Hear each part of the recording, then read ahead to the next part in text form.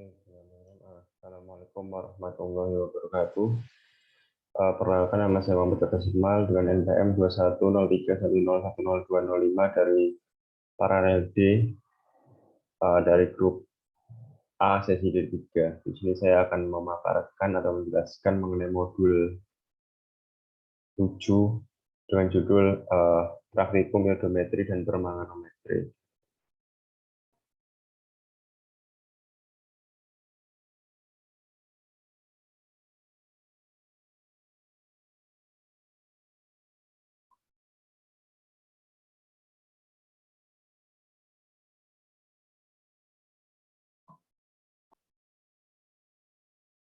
Baik, untuk tujuan dari praktikum kali ini adalah yang pertama untuk menentukan kadar Cu2+ dan Fe dalam sampel.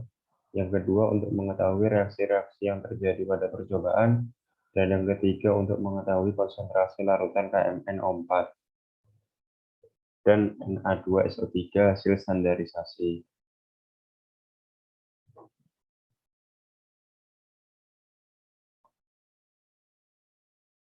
Selanjutnya adalah pengertian reduksi dan oksidasi. Sebelum kita membahas prosedur, kita membahas apa sih literatur atau materi yang berhubungan dengan percobaan kali ini. Jadi yang pertama, saya mengambil pengertian reduksi oksidasi. Jadi proses reduksi oksidasi atau biasa disebut redox adalah proses yang menyangkut perpindahan elektron dari satu reaksi ke reaksi lain. Reduksi adalah peristiwa pengingkatan elektron untuk mencapai tingkat yang rendah, dan oksidasi adalah peristiwa pelepasan elektron untuk mencapai tingkat oksidasi yang lebih tinggi. Kemudian pada suatu reaksi kimia yang lengkap, reaksi oksidasi akan selalu diikuti dengan reaksi reduksi. Sehingga reaksi yang terjadi kita kenal dengan redox atau reduksi dan oksidasi. Kalau oksidasi itu adalah, sudah dijelaskan juga tadi, penerimaan kenaikan elektron dan terjadi peningkatan bilangan oksidasi. Spesies atau zat yang mengalami oksidasi disebut dengan reduktor, dan yang mengalami reduksi disebut dengan oksidator. Reaksi redoks ini sering kita temukan pada kehidupan sehari-hari, seperti misalnya peristiwa apel yang didiamkan dan disimpan di udara terbuka, itu akan merubah warnanya. Itu juga merupakan salah satu contoh dari aplikasi yang berhubungan dengan reaksi redoks ini. Selanjutnya adalah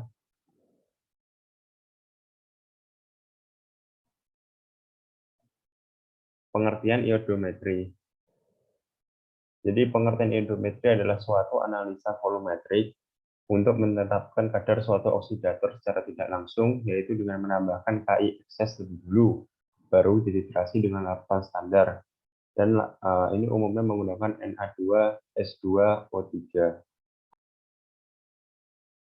Jadi iodometri itu juga merupakan salah satu metode analisa kuantitatif volumetri secara oksidimetri dan reduksimetri melalui proses titrasi.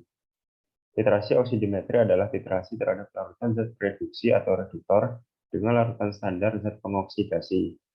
Titrasi reduksimetri adalah titrasi terhadap larutan zat pengoksidasi atau oksidator dengan larutan standar zat reduksi atau reduktor. Oksidasi adalah suatu proses pelepasan satu elektron atau lebih atau bertambahnya bilangan oksidasi suatu unsur. Sedangkan reduksi adalah suatu proses penangkapan satu elektron atau lebih atau berkurangnya bilangan oksidasi dari suatu unsur. Tadi juga sudah dijelaskan di slide sebelumnya mengenai redoks. Selanjutnya pada titrasi iodometri ini secara tidak langsung, natrium tiosulfat digunakan sebagai titran dengan indikator larutan aminum. Natrium tiosulfat akan bereaksi dengan larutan iodin yang dihasilkan oleh reaksi antara analit dengan larutan Ki berlebih.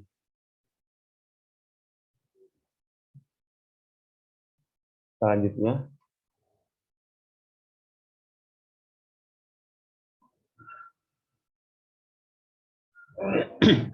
berikutnya adalah indikator aminum.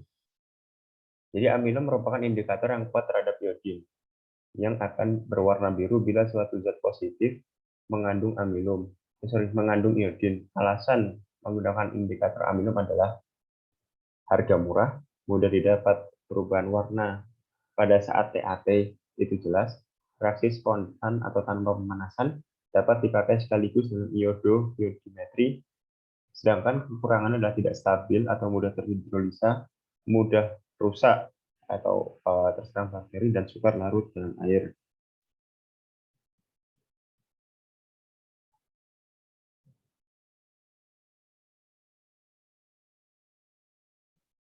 Kemudian amilum dengan iodin akan membentuk senyawa kompleks amilum iodin yang berwarna biru tua. Pembentukan warna ini sangat sensitif.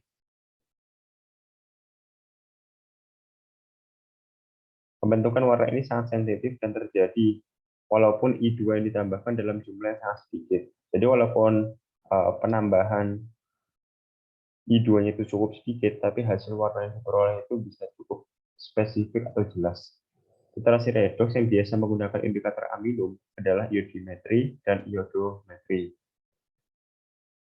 Kemudian cara membuat indikator amilum. Yang pertama adalah 1 gram kanji dilarutkan dalam air dingin sampai terbentuk pasta. Kemudian kita masukkan pasta ke dalam 100 cc air mendidih dan tambahkan 3 gram KI sebagai pelindung dari penguraian bakteri dan memudahkan larutnya amilum dalam KI. Kita diamkan sampai mengendap, setelah dingin ambil bagian tengah larutan sebagai indikator. Kemudian untuk mekanisme reaksi. Jadi mekanisme reaksi atau langkah-langkah dalam cara kerja bila dituliskan secara singkat akan menghasilkan mekanisme reaksi sebagai berikut. Sebelumnya kita saya paparkan dulu apa sih mekanisme reaksi. Mekanisme reaksi adalah tahapan-tahapan reaksi sederhana yang menggambarkan seluruh rangkaian suatu reaksi kimia. Nah, di sini juga ada beberapa contoh mekanisme reaksi dalam iodometri. Yang pertama adalah 2Cu2+ ditambah 4 imin menjadi 2Cui ditambah I2. Berikutnya I2 ditambah dengan 2S2O32- menghasilkan 2 imin plus S4O6 2-. Yang ketiga adalah I2 ditambah imin menjadi I3-. Amilum ditambah I3- menjadi Al3- berwarna biru. Kemudian kesalahan yang sering terjadi pada percobaan ini adalah misalkan kita ambil A. Jika kadar yang ditentukan terlalu besar, teroksidasinya I2 oleh O2 dari udara menjadi I2. Kemudian konsentrasi A2SO4 selalu berkurang tiap satuan waktu. Kemudian kesalahan teknis yang lain adalah misal kesalahan saat titrasi. Itu juga cukup sering kesalahan titrasi, misal menentukan ketika titik ekuivalen terlalu berlebihan atau hasil yang kurang akurat. Karena itu biasanya titrasi digunakan 3 kali untuk mencapai meminimalisir kekeliruan dan mendapatkan hasil yang cukup akurat. Dan kesalahan dalam pembuatan reagen dan lain sebagainya. Kemudian yang ke B adalah jika kadar yang ditentukan terlalu kecil, I2 akan menguap, kecepatan reaksi antara I2 dan 2S2O3 2- rendah, penambahan indikator terlalu awal. Kemudian hal-hal yang perlu diperhatikan. Yang pertama adalah titrasi sebaiknya dilakukan dalam keadaan dingin, di dalam air menyer dan tanpa katalis agar mengurangi oksidasi I2 oleh O2 di udara. Kedua, N2S2O3 adalah larutan standar sekunder yang harus distandarisasi dahulu sebelum dipakai titrasi. Yang ketiga, penambahan indikator di akhir titrasi atau saat sebelum TAT. Yang keempat, titrasi tidak dapat dilakukan dalam medium asam kuat karena akan terjadi hidrolisa amilum. Yang kelima, titrasi tidak dapat dilakukan dalam alkali kuat karena I2 akan mengoksidasi tiosulfat menjadi sulfat.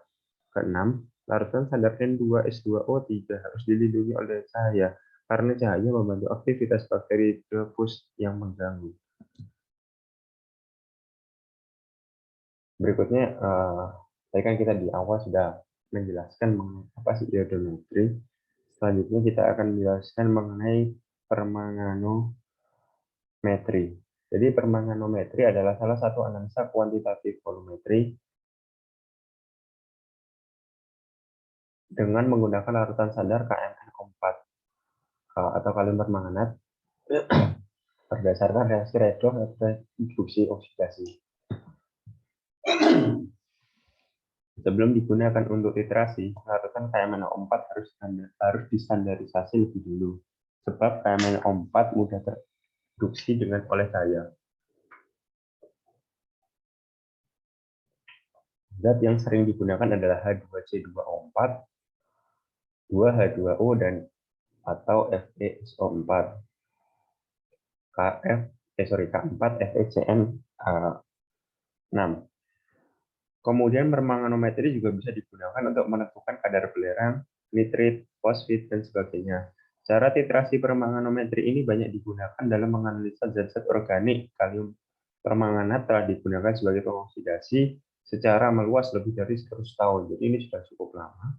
Kemudian reagen Lisier ini mudah diperoleh, murah, dan tidak memerlukan indikator kecuali bila digunakan larutan yang sangat encer. Kemudian permanganat bereaksi secara beraneka karena mangan dapat memiliki keadaan oksidasi plus 2, plus 3, plus 4, plus 6, dan plus 7.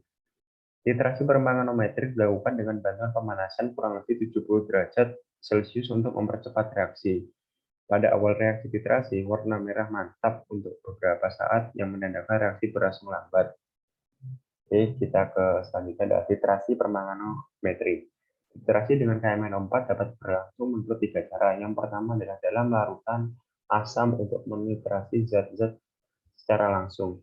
Zat-zat yang diselidiki menggunakan KMNO4 bertindak sebagai oksidator sampai terjadi titik ekuivalen.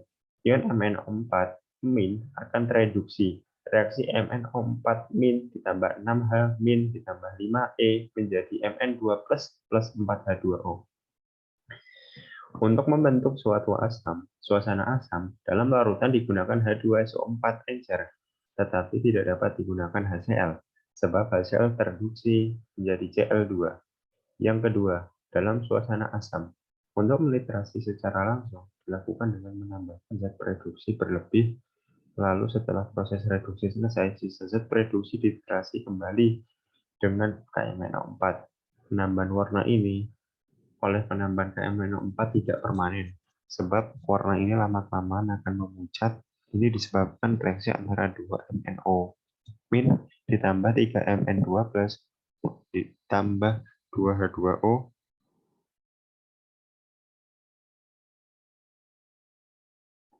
akan menghasilkan MnO2 ditambah 4H. Kemudian dalam suasana netral atau sedikit basah, ion MnO4 direduksi menjadi MnO2 yang kemudian mengendap 2MnO- ditambah 4H plus 3E menjadi MnO2 ditambah 2H2O. Zat yang dititrasi dengan cara ini adalah cyanida, alkohol, aldehid, dan gula. Hal-hal yang perlu diperhatikan. 1. Titrasi dilakukan pada suhu 70-80 derajat Celcius. Pada suhu ini, daya oksidasi KMNO4 optimum di bawah 70 derajat Celcius akan reaksi lambat. Di atas 80 akan terurang menjadi MnO2. Melarutkan sampel dengan HCl dan menyucinya dengan HCl secara sempurna, agar tidak ada Fe yang menempel pada endapan. Ketiga, penambahan SnCl2 harus tetes demi tetes, agar tidak terlalu ekses, dan dalam keadaan panas, daya reduksi optimum. 4. Penambahan HgCl2 harus benar-benar dalam keadaan dingin. Oke, akhirnya kita sampai di prosedur. Jadi, kita akan melaksanakan 2 praktikum dalam 1 modul. Iodometri, permanganometri. Untuk bahannya juga berbeda. Untuk iodometri ada 6, 1 Na2S2O3, 2 K2Cr2O7, 3 HCl, 4 struct solution atau indikator aminum, 5 H2SO4, 6 air demineralisasi.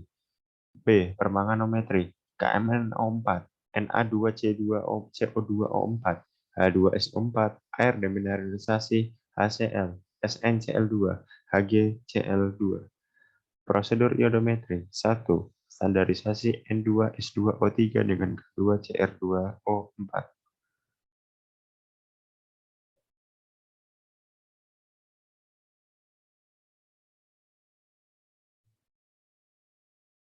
Yang pertama, ambil 10 mili K2Cr2O7, encerkan dengan air demineralisasi sampai 40 mili, tambahkan 2,4 mili HCl pekat, tambah 12 mili KiON 0,1 N. Titrasi campuran tersebut dengan N2S2O3 sampai warna kuning hampir hilang, tambah 3 tetes aminum sampai biru. Lanjutkan titrasi sampai warna biru hilang, catat kebutuhan N2S2O3 seluruhnya. Rumus yang digunakan, normalitas N2S2O3 sama dengan V dikali N untuk K2Cr2O7 dibagi volume dari N2S2O3. Penetapan kadar Cu2+. Ambil 10 mili sampel, tes sampel, jika terlalu asam, tambah NH4OH sampai pH 3 sampai 5. Jika terlalu basa, tambah H2SO4 sampai pH 3 sampai 5.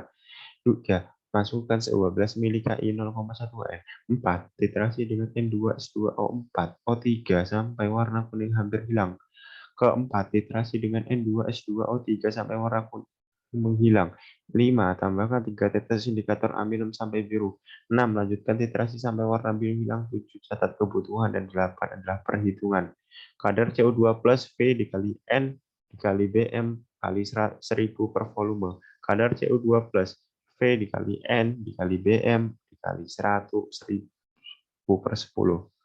Kemudian prosedur permanganometri. Yang pertama, standarisasi KMNO4 dengan N2CA2O4. Kemudian 0,1 N kita masukkan dalam air meja. Kedua, tambah 6 mili H2SO4 6N, panaskan 70-80 derajat, titrasi dalam keadaan panas dengan ANO4, titrasi akhir ditandai dengan munculnya warna merah, catat kebutuhan dan kita hitung. Yang penetapan kadar Fe dalam sampel dilarutkan dalam hasil pekat 10 mili 110 mili, panaskan hingga kekuningan, tambah 100 mili air demineralisasi, saring tapau filtrat dalam air mengalir 250 mili, cuci endapan dengan HCl encer, jadikan satu dengan filtrat, encerkan filtrat sampai tanda batas. 7. Ambil 10 mili filtrat, masukkan dalam air mengalir. 8. Panaskan hingga mendidih. 9. Panaskan 4 mili HCl encer, panaskan sampai mendidih, tambah tetes demi tetes NaCl2 sampai warna kuning menghilang. Kemudian dinginkan, tambah 40 mili air demineralisasi dan 8 mg HCl2. Setelah terbentuk endapan putih, tambahkan 80 mili air panas dan 6-8 larutan preventif. Titrasi dengan KMNO4 pada suhu 70-80. Catat kebutuhan KMNO4 dengan rumus kadar FeMG sama dengan V dikali NO4 dikali DM dikali 250. Oke, sekian pemaparan dari saya. Apabila ada salah kata, mohon dimaafkan. Assalamualaikum warahmatullahi wabarakatuh.